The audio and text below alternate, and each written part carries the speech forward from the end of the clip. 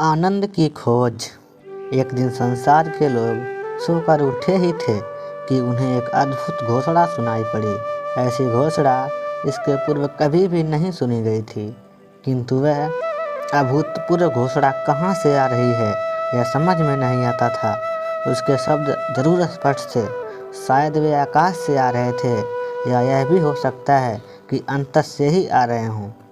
उनके आविर्भाव का स्रोत मनुष्य के समक्ष नहीं था।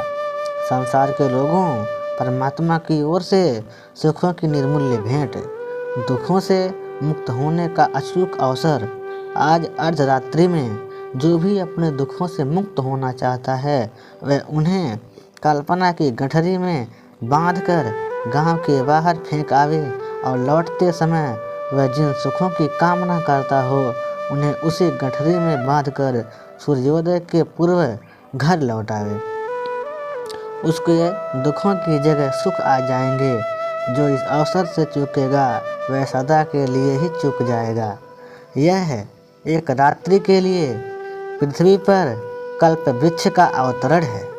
विश्वास करो और फल लो। विश्वास फलदायी है। सूर्यास्त तक उस दिन यह घोषणा बार बार दोहराई गई थी। जैसे जैसे रात्रि करीब आने लगी विश्वासी भी विश्वासी होने लगे।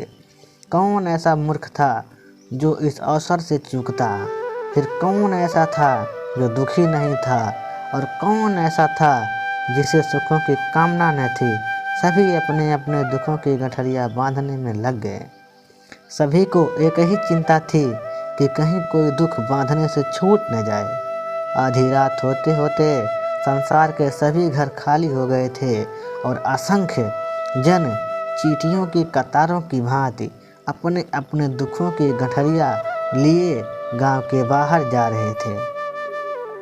उन्होंने दूर दूर जाकर अपने दुख फेंके कि कहीं वे पुनः न लौट आवें, और आधी रात बीतने पर वे सब पागलों की भांति जल्दी जल्दी सुखों को बांधने में लग गए।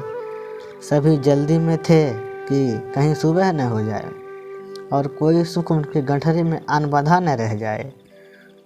सुख तो हैं असंख्य और समय था कितना अल्प। फिर भी किसी तरह सभी संभव सुखों को बांधकर लोग भागते भागते सूर्योदय के करीब अपने अपने घरों को लौटे।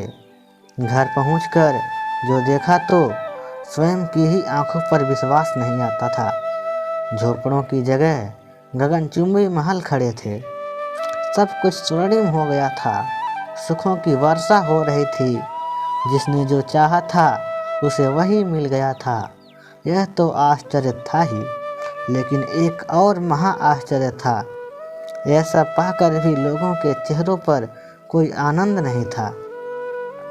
पड़ोसियों का सुख सभी को दुख दे रहा था। पुराने दुख चले गए थे, लेकिन उनकी जगह बिल्कुल ही अभिनव दुख और चिंताएं साथ में आ गई थीं। दुख बदल गए थे, लेकिन चित्त अब भी वही थे और इसलिए वे दुखी थे। संसार नया हो गया था, लेकिन व्यक्ति तो वही थे और इसलिए वस्तुतः सब कुछ वही था। एक व्यक्ति जरूर ऐसा था जिसने दुख छोड़ने और सुख पाने के आमंत्रण को नहीं माना था। वह एक नंगा वृद्ध फकीर था।